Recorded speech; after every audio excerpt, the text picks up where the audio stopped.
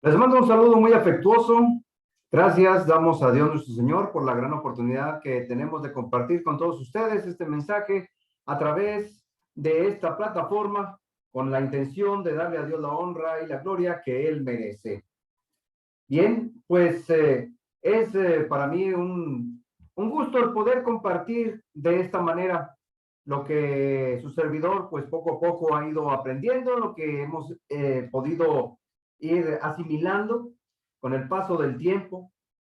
Y resulta que cada vez que nos damos a la tarea de estudiar más de la palabra de Dios, aprendemos algo bueno, algo nuevo, algo práctico. El día de hoy vamos a hablar de qué manera podemos ir nosotros mejorando en nuestro lenguaje. Y creo yo que todos en esta área necesitamos algo que mejorar, algo que dejar, algo que implementar en nuestra manera de comunicar.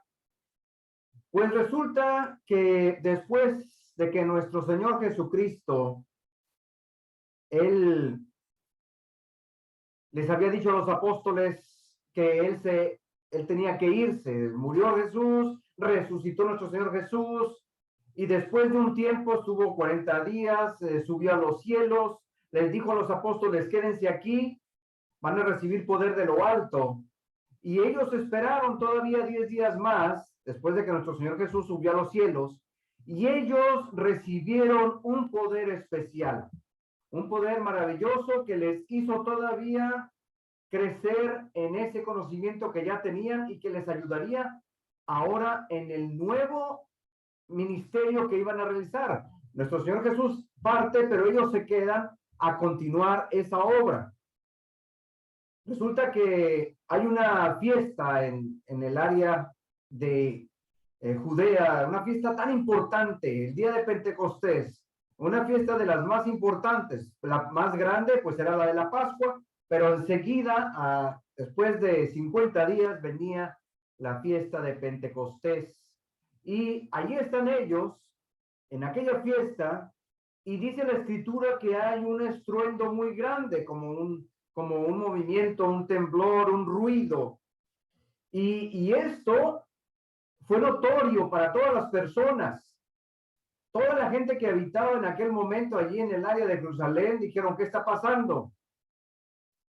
Y pues era la llegada de un poder muy especial de parte de Dios a los apóstoles. La promesa que les había hecho nuestro Señor Jesucristo de que iban a recibir poder de lo alto. Dice allá la escritura en el libro de los Hechos, capítulo 2, versículo 3, que después de aquel temblor, aquel movimiento, aquel estruendo, aquel ruido, en las cabezas de los apóstoles aparecieron lenguas repartidas como de fuego. Y luego, después de eso, ellos recibieron ese poder especial que les ayudó a hablar de una manera que ellos antes no habían hablado, de las maravillas de Dios, por supuesto. Y todo esto pudo ser notorio a tanta gente que estaba en aquel entonces para celebrar aquella fiesta tan importante, la de Pentecostés. Dice la escritura que fue notorio a todos y que la gente se asombraba de lo que veía y lo que oía de estos apóstoles. Dice así la escritura en Hechos capítulo 2, versículos 5 al 13. Dice, moraban entonces en Jerusalén judíos, varones piadosos de todas las naciones bajo el cielo. Y hecho este estruendo, se juntó la multitud y estaban confusos porque cada uno les oía hablar en su propia lengua. Y estaban atónitos y maravillados diciendo, mirad, ¿no son estos galileos todos los que hablan? Uno a otro se decía, ¿quiénes son? Son de acá, de Galilea. ¿Cómo pues les oímos nosotros hablar cada uno en nuestra lengua en la que hemos nacido? La gente estaba asombrada, la gente estaba entre maravillada y sorprendida. Dicen que había por allá partos, medos, elamitas y los que habitamos en Mesopotamia, en Judea, en Capadocia, en el Ponto y en Asia, en Frigia y en Panfilia, en Egipto y en las regiones de África más allá de Cirene, o sea, bien lejos. Había gente que había venido a esa fiesta. También había por ahí romanos, aquí residentes, tanto judíos como prosélitos, cretenses y árabes. Les oímos hablar en nuestras lenguas las maravillas de Dios y estaban todos atónitos y perplejos, sorprendidos, diciéndose unos a otros, ¿qué quiere decir todo esto? ¿Qué significa? Pero había otros, aquellos que a veces no falta el que quiera pasarse de listo, aquellos que se quieren hacer los graciosos, aquellos que dice, otros burlándose decían, están llenos de mosto. O sea, no les hagan caso, están tomados, están borrachos.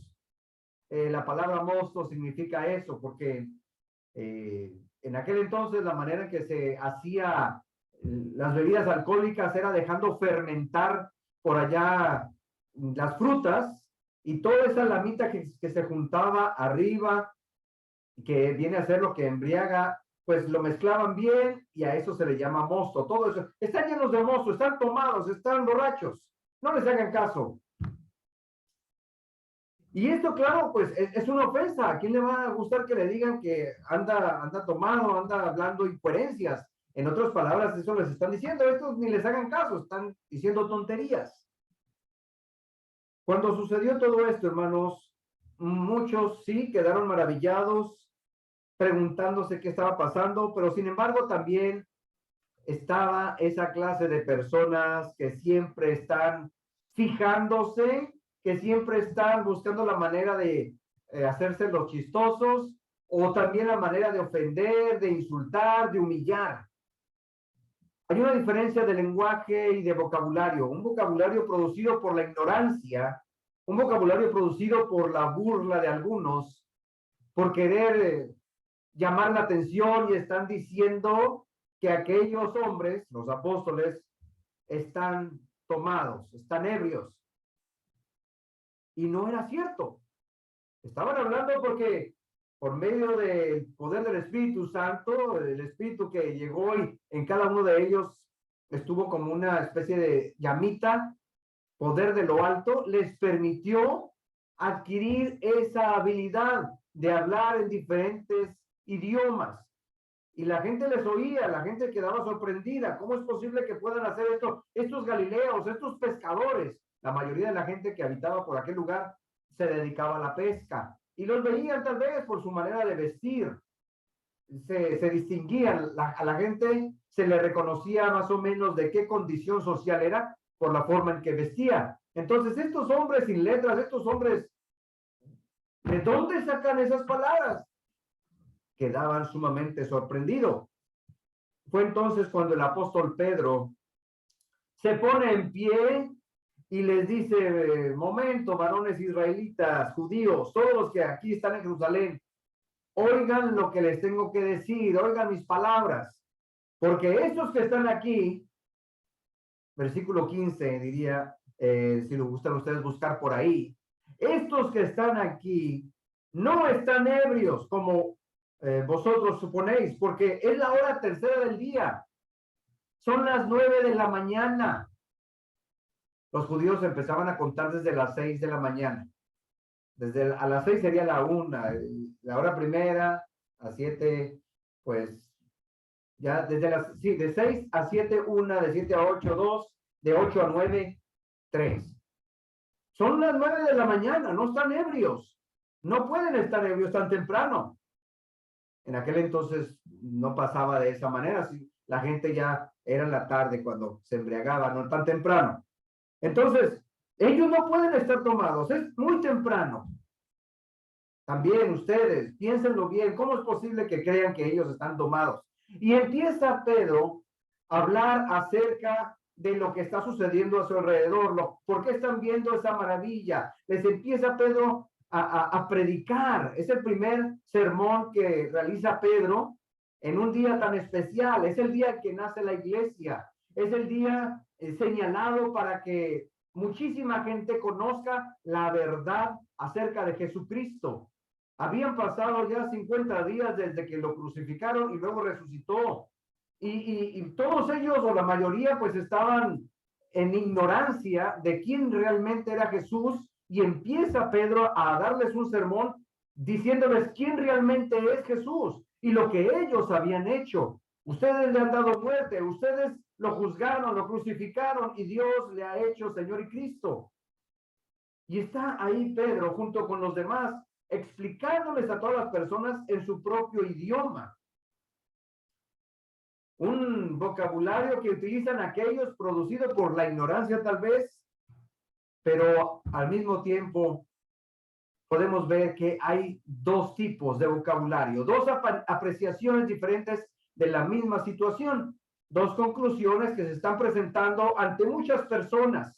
Un tipo de vocabulario que se expresa para menospreciar, para denigrar a los apóstoles, y la defensa, el otro tipo de vocabulario que se expresa para elevarlos. No piensen ustedes que ellos están tomados, para nada. Esto que está pasando es parte de ese maravilloso poder de Dios.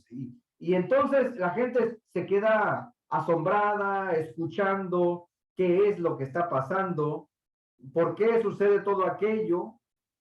Y esto es maravilloso porque la gente empieza a entender el porqué de nuestro Señor Jesucristo en aquella cruz. Muchos habían estado ahí en aquel momento en el que estaban juzgando a Jesús, muchos lo vieron, de los que están ahora en esta fiesta, pero necesitaban a alguien que les explicara que ellos habían actuado de mal manera y que esto que ahora están escuchando es de parte de Dios. No podían entender, pues ahora van a entender. Por eso la importancia de mejorar en nuestro lenguaje, porque a veces estamos acostumbrados a oír a cierto tipo de personas, oír lo mismo, y uno se acostumbra y se le quedan ciertas palabras y después ahí uno las anda repitiendo. Los niños hablan lo que escuchan de los adultos. Los hijos aprenden de lo que escucharon de sus padres o abuelos o tíos, y ahí andan repitiendo. Entonces, también uno necesita hacer una evaluación acerca de lo que uno mismo está diciendo, de lo que uno mismo está compartiendo. Y mucho necesitamos mejorar, incluso en nuestra forma de decir las cosas. ¿Qué tan amables somos? Porque hay personas que dicen, no, pues yo soy directo, yo digo la verdad como es, y no se dan cuenta que en ocasiones son algo rudos, algo sin tacto, y pueden dañar, pueden ofender a las personas, dependiendo de la manera en la que se dirijan a ellos. Estos hombres, este grupo de personas que se está burlando por allá, dicen que los apóstoles pues están tomados, ¿verdad?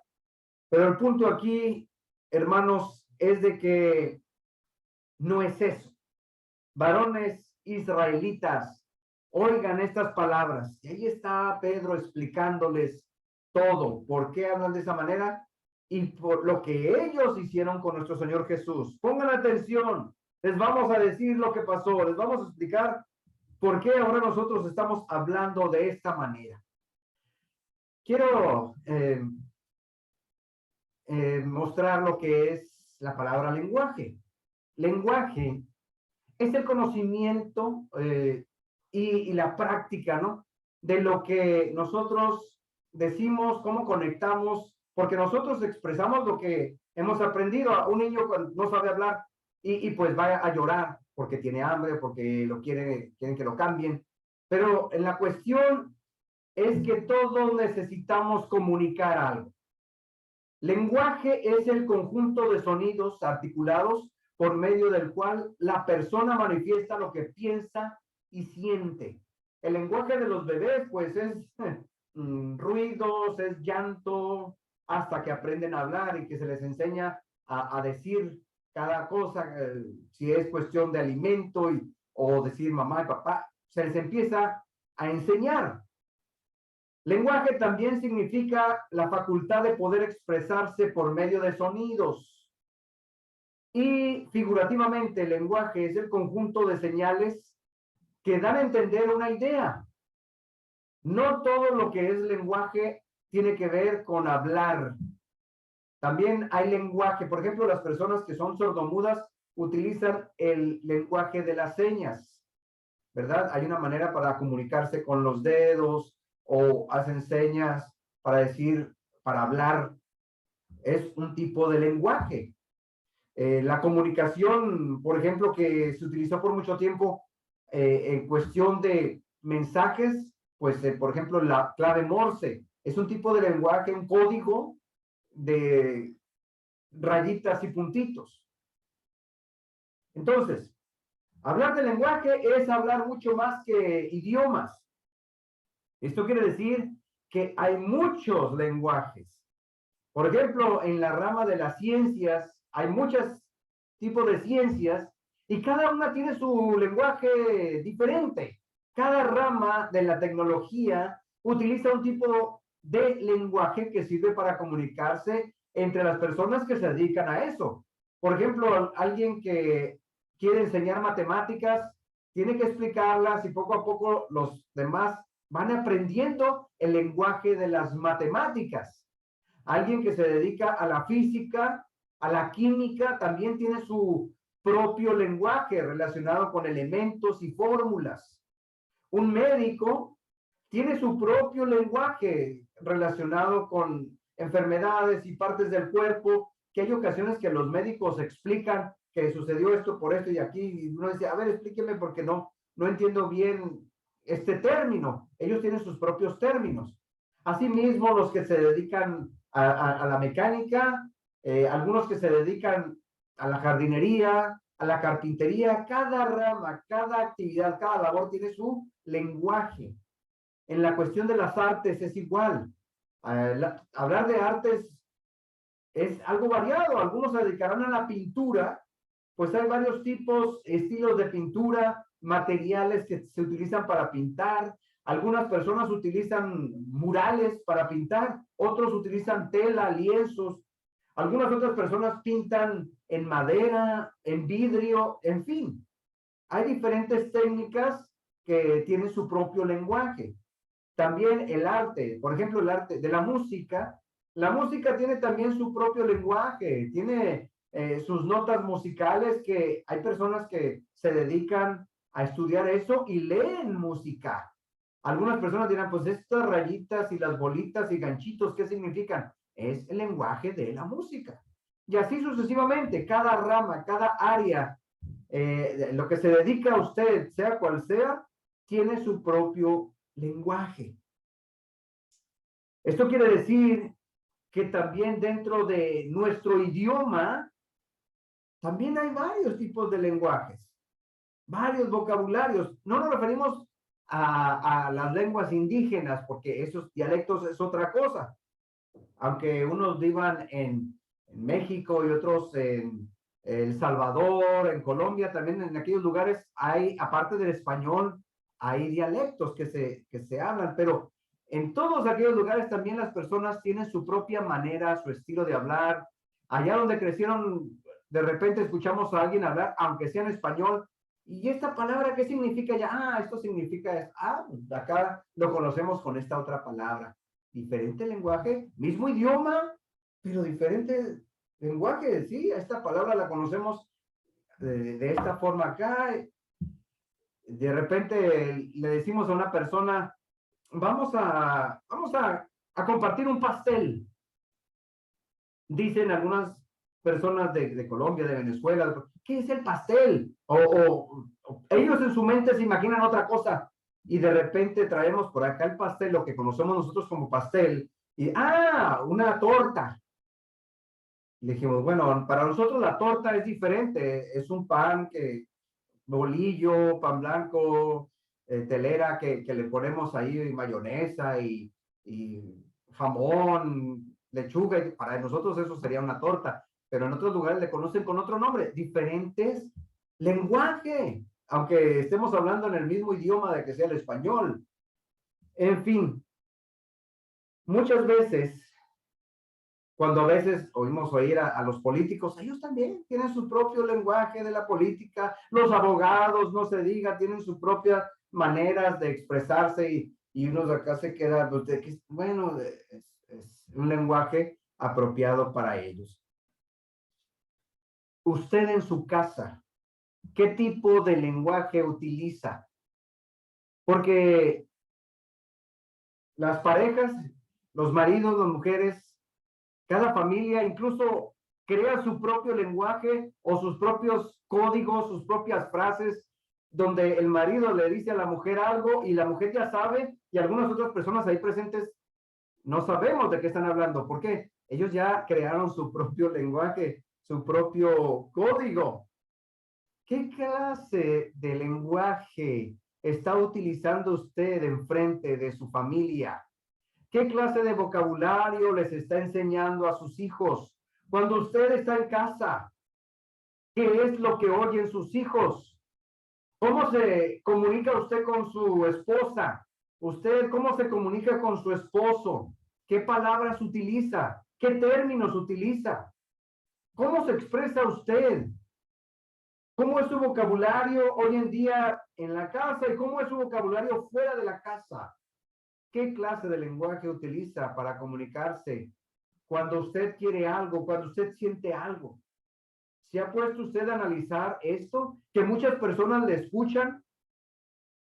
Hay personas que no son amables, que simplemente dan órdenes. Quiero esto, dame aquello, tráeme allá. Y la gente los cataloga como mandones, jefes, que nomás están dando órdenes. Incluso hay algunos que ahí con sus compañeros de trabajo les hablan de una manera tan golpeada o tan grosera que dicen en algún momento, usted puede preguntar, oye, ¿por qué te expresas de esa manera? ¿Por qué les dices? Porque es la única manera que me entienden. Es la justificación. ¿Será cierto? ¿Será válido? Son personas y también, o que le gusta a usted que le hablen de esa forma, le gusta a usted que le griten, que le humillen, que le estén dando nada más órdenes. Y a veces pensamos, a veces creemos tal vez que es la manera correcta. Por eso es que necesitamos mejorar nuestro lenguaje, nuestro vocabulario, lo que sale de aquí. Por eso después los más chicos están repitiendo cosas que oyen de los adultos.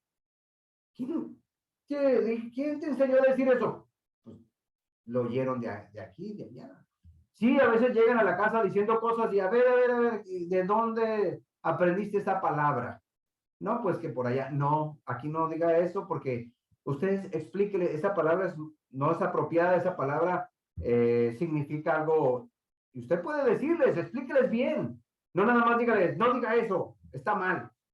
Explíqueles por qué no deben de decir ciertas palabras. Como hijos de Dios, necesitamos cuidar también nuestro vocabulario, cómo decimos las cosas.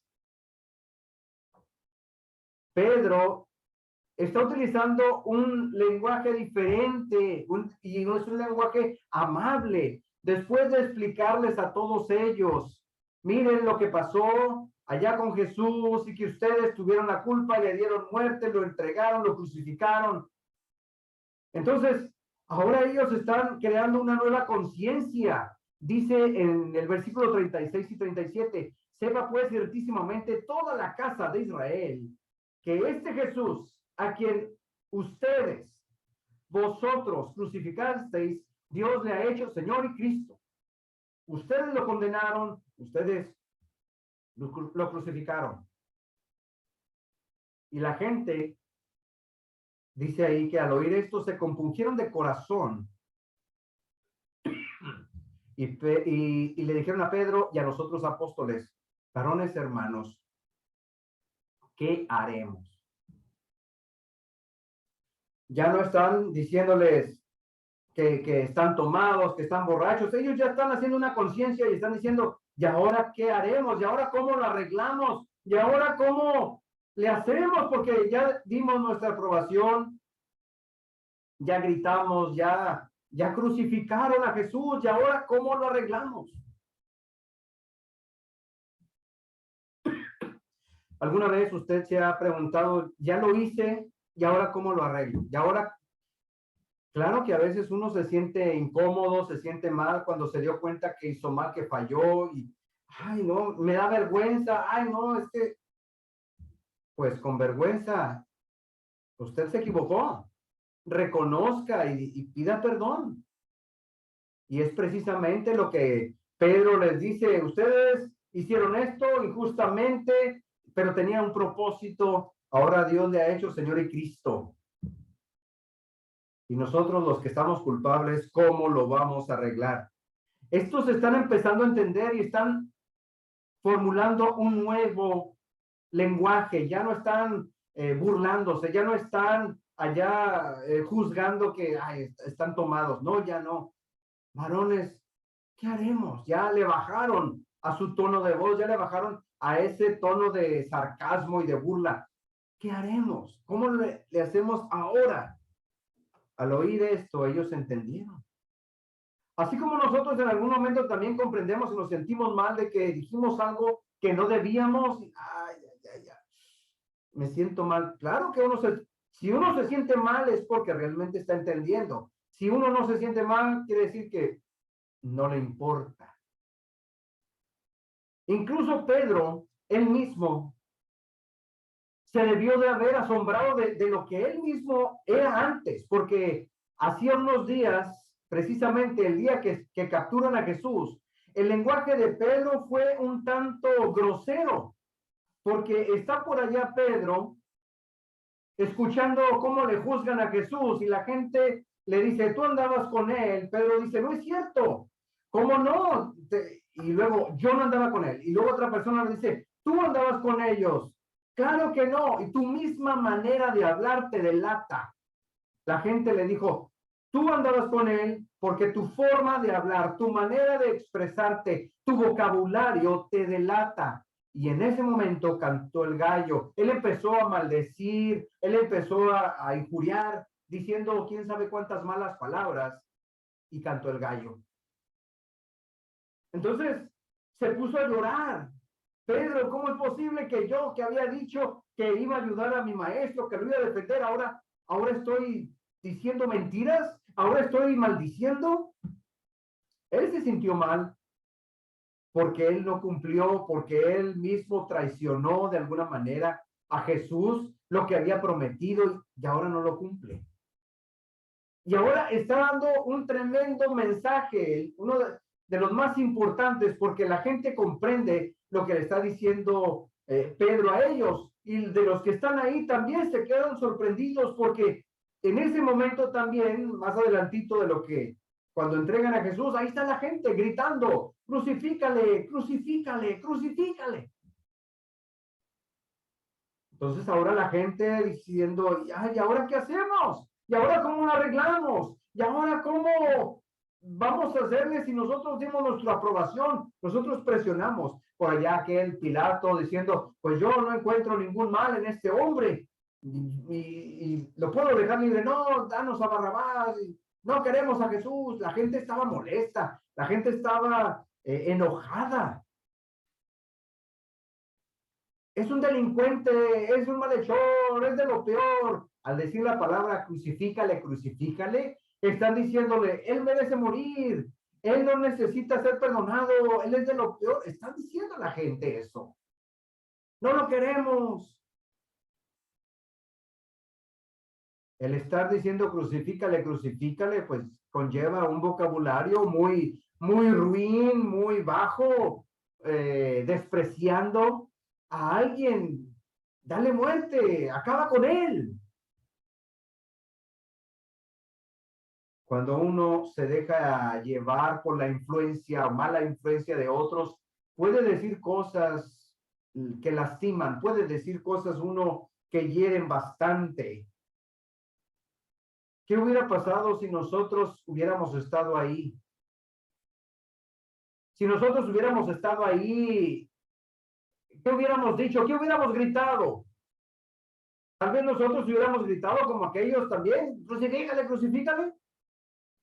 Si nosotros hubiéramos estado ahí, hubiéramos hablado mal de Jesús como aquellos testigos falsos a los que les dieron dinero y ustedes van a decir esto y esto en el momento del juicio de Jesús. Hubiéramos expresado tal vez el tipo de vocabulario que utilizó Judas, un vocabulario ambicioso, codicioso. Yo lo entrego. ¿Cuánto dinero me van a pagar? Yo se los traigo. Tengan la bolsa lista. Ruin, asqueroso, sucio, nomás le importaba el dinero. ¿Hubiéramos acaso utilizado el tipo de vocabulario que utilizó Pedro, diciendo maldiciones cuando le dijeron tú andabas con ellos? Si nosotros hubiéramos estado ahí, ¿qué hubiéramos dicho? Tal vez hubiéramos dicho lo mismo que Tomás, porque Tomás cuando le dijeron, ya resucitó, ya lo vimos, no es cierto, mentirosos, y hasta que yo no lo vea, hasta que yo no toque ahí, y ponga mi mano ahí. Es lo que estaba diciendo Tomás. Yo no les creo. ¿Qué hubiéramos dicho? Le hubiéramos gritado tal vez como aquel ladrón cuando le grita, si tú eres el Hijo de Dios, bájate de aquí, bájate de la cruz y bájanos a nosotros. Tentándole, ¿verdad? No mueras. ¿Para qué mueres? Para salvar a toda esta bola de injustos, de ingratos que te están humillando. Era la intención de Satanás, que tal vez no muriera Jesús, que sufriera, pero que no muriera, porque si iba a morir por todos, había un riesgo muy grande. Satanás ya sabía, ya había escuchado a Jesús que iba a resucitar. No le convenía eso. ¿Qué hacemos ahora entonces? Hermanos, ¿cómo arreglamos esto? ¿Cómo cambiamos esto que ya hicimos? Esto que ya dijimos. ¿Cuántas veces no surgen pleitos, problemas, discusiones en casa, entre parejas, entre padres e hijos? Se insultan, se humillan. Y luego, ay, ¿por qué le dije esto a mi hijo? ¿Por qué le dijo esto a mi esposa? ¿Qué hago ahora? Arrepiéntase, pida perdón. Sea sincero, sea sincera. Hay solución, hay remedio, hay arreglo. Pero a veces uno dice, ay, pero es que me voy a ver como que yo soy el culpable. Pues claro que es el culpable.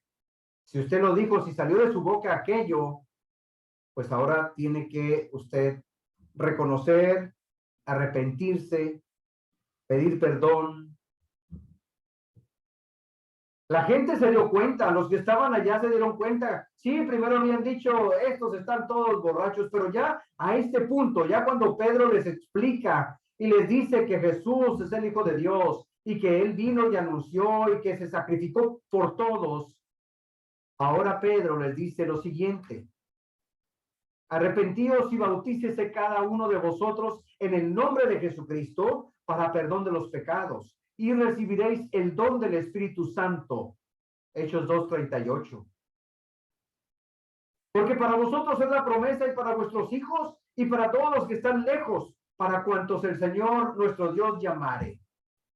Versículo 40 dice, con otras muchas palabras testificaba y les animaba, les exhortaba diciendo, sed salvos de esta perversa generación. A veces el juntarse con gente así perversa es que uno empieza a decir esas cosas que no debe decir.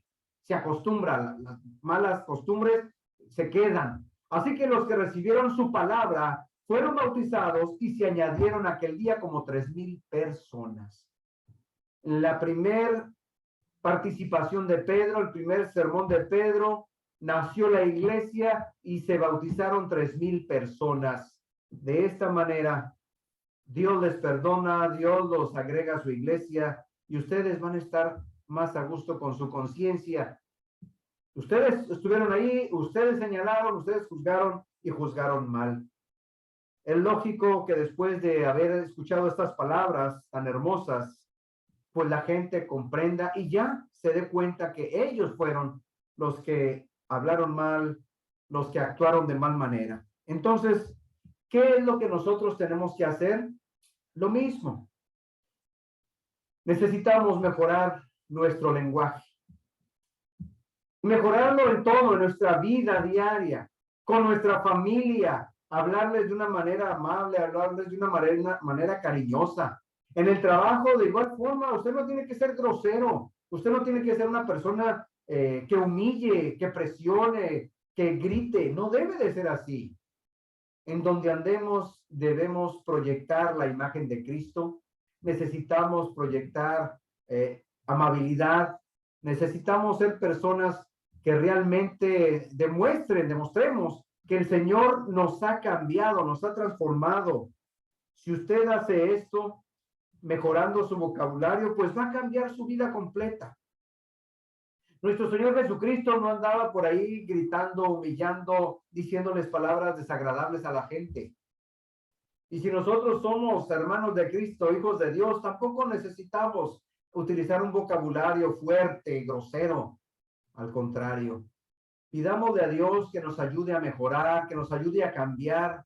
Y a través de su palabra podemos comprender cómo lo hizo esta gente. Comprendió que lo que habían hecho, lo que habían dicho estaba mal dicho y cambiaron su vocabulario, mejoraron su forma de expresarse, así como también nosotros lo hemos estado haciendo. Que Dios nos ayude, que Dios nos bendiga y ánimo, usted puede, tenga el valor suficiente para mejorar su lenguaje. Bendiciones.